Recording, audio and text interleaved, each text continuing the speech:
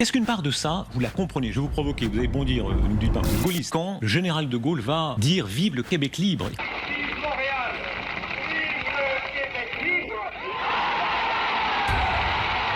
quand on relit tout son discours, je ne dis pas de Gaulle-Trump. On en vient à Donald Trump. Il voudrait aussi que le Canada voisin devienne un État américain. Alors justement, les Américains, qu'est-ce qu'ils en disent? Quand on relit tout son discours, il parle des Français des deux côtés de l'Atlantique. Chez De Gaulle, il y avait ce petit grain de folie, il le revendiquait d'ailleurs, disant une puissance ne peut pas être immobile, elle recule ou elle progresse. Donc il y avait quand même une vocation, une ambition, quelque chose d'autre que de dire simplement comme les Européens d'aujourd'hui, restons bien tranquilles à 1% de croissance et tout ira bien. Non, il y a quelque chose de beaucoup plus. Est-ce qu'une part de vous dit que chez Trump, il y a de cela? Non.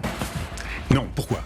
Parce que dans le lignage de l'action du général de Gaulle, vous prenez en compte le discours de Phnom Penh sur le Cambodge, où il s'en prend directement aux États-Unis, engagés au Vietnam. Vous prenez la position en 1967 vis-à-vis d'Israël, dénonçant la colonisation.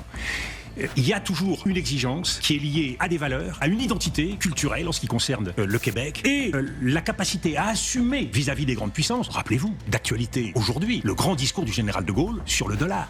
Est-ce que vous pensez que le général de Gaulle aurait accepté les lois extraterritoriales posées par les Américains? Aujourd'hui, non seulement nous avons le problème de l'extraterritorialité du dollar, qui a ponctionné certaines de nos entreprises dans des conditions scandaleuses, les Européens auraient pu s'armer pour répondre à cela et refuser cette loi-là. Alors prenons cette veine. Quelles seraient les actions je pose juste l'élément suivant. Mais aujourd'hui, le monopole du dollar se double d'un quasi-monopole dans le domaine des technologies numériques. Et ce qu'ils veulent faire, et la raison de cette offensive si puissante vis-à-vis de l'Europe, c'est d'installer la domination technologique américaine sur nos données, sur tous les outils numériques de main quantique dont l'Amérique peut disposer. Parce qu'à partir de là, vous êtes propriétaire non seulement des richesses, mais aussi des esprits. Donc c'est véritablement l'impérialisme. Soyons concrets, dans votre logique, si on peut être aussi gaulien, si indépendant, si souverain par rapport aux États-Unis, si c'est le moment, comment faire? Ça veut dire quoi? Est-ce que ça voudrait dire sortir du commandement intégré de l'OTAN? Alors aujourd'hui, c'est après une décision qui a été prise en 2008, ça donnerait vraiment l'impression d'un pays qui perd ses nerfs et ne sait pas comment s'orienter. Je le redis, cette décision était à mon avis une mauvaise décision pour la France. Mais on n'y revient pas. Donc il n'est pas question d'y revenir. Par contre, la décision d'être aujourd'hui dans l'OTAN n'a de sens que si on constitue un pilier européen de défense de l'OTAN. En exigeant quoi, très concrètement? En exigeant quoi?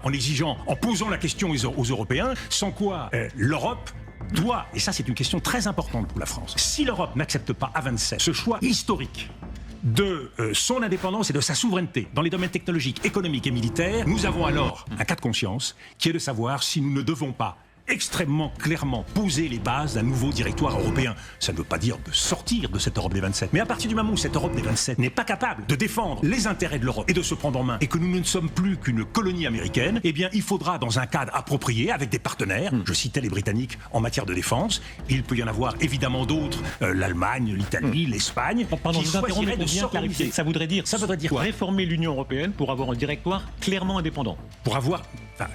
Une fois de plus, ça dépendra de la réponse qui sera apportée. Mais ça veut dire qu'il faut se poser des questions et y répondre dans des délais qui sont des délais courts. Parce que nous ne reviendrons pas en arrière. Après Trump, c'est pas une parenthèse qui va se fermer. Il n'y a pas de ticket retour. Cette évolution géopolitique du monde, elle va dans ce sens. Donc ça veut dire qu'il faut trouver des Européens qui sont d'accord pour véritablement avancer vers un cloud européen, vers des infrastructures critiques européennes que nous sommes capables de défendre, vers un réseau social européen. 450 millions de personnes. Pourquoi est-ce que nous devons aller uniquement sur Facebook ou sur WeChat? Vous êtes allé très loin, pardon. Je me permets de vous demander de préciser. Quand vous dites que de langage. Ne nous enfermons pas dans des technologies qui posent comme condition qu'à partir du moment où vous allez sur un réseau social américain, à partir du moment où vous allez sur un modèle de langage américain, tout ce que vous y mettez n'est plus à vous. Donc je pars du principe qu'il y a un certain nombre de clés sur lesquelles il faut travailler. Il y a une clé très importante, c'est la clé du chiffrement. Si nous sommes capables de chiffrer entre Européens un certain nombre de données qui sont liées à nos vies privées, à ce que nous représentons, eh bien nous détenons alors cette richesse, ce nouvel or qui est celui des données technologiques. Est-ce que le jour arrivera où il faudra que les Européens disent, ceux qui sont d'accord avec tout ce que vous venez de dire, ils sont ensemble, et sinon il faut se séparer des autres? Mais vous savez... Quand vous dites directeur européen, est-ce que ça veut dire ça?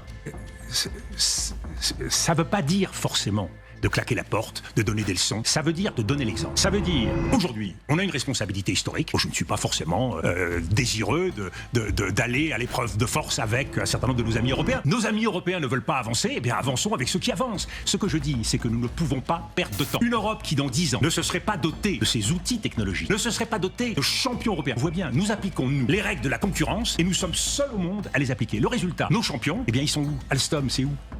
tous nos champions, eh bien, ils sont en train de disparaître les uns après les autres. Et ceux qui n'ont pas disparu sont fortement tentés parfois d'aller s'installer ailleurs. Donc, oui, avec ceux qui sont prêts et ceux qui veulent exister, il y a des pays qui toujours préféreront l'amitié des États-Unis, quelle que soit l'évolution des États-Unis, qui préféreront la garantie américaine, même si elle est l'Italie le dit, même si la Pologne le dit. Oui, mais même si elle est illusoire. Parce que, vous savez, ce à quoi on assiste aujourd'hui, c'est quand même à une leçon de choses. Il y a un certain nombre de nos compatriotes, il y a un certain nombre d'Européens qui n'en croient pas leurs yeux. Oh, déporter 11 millions de personnes, les Européens sont pour la fermeté, et je suis pour la fermeté sur les principes.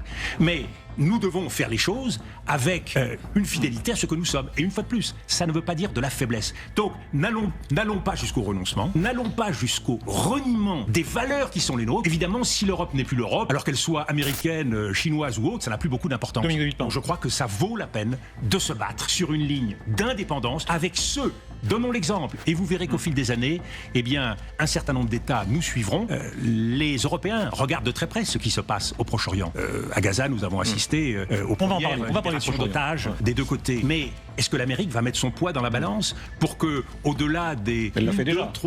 Libération, ils ont beaucoup aidé. Monsieur Trump qui a beaucoup aidé. Nous sommes, bien sûr, mais nous sommes au début d'un processus. Est-ce que cela ira au-delà des 6 semaines? Est-ce que, véritablement, un processus va s'enclencher? Parce que ce que nous voyons aujourd'hui, c'est que, certes, un processus s'enclenche à Gaza, il y a beaucoup d'incertitudes sur la suite, mais ce qui est en train de s'enclencher de façon certaine, c'est la politique dure en Cisjordanie, avec le risque de voir ces territoires s'enflammer. Dominique Villepin, on va revenir au Proche-Orient, mais j'aimerais vous entendre Soyons quelques les yeux mots, s'il vous ouverts. plaît, sur cette administration américaine, sur Musk.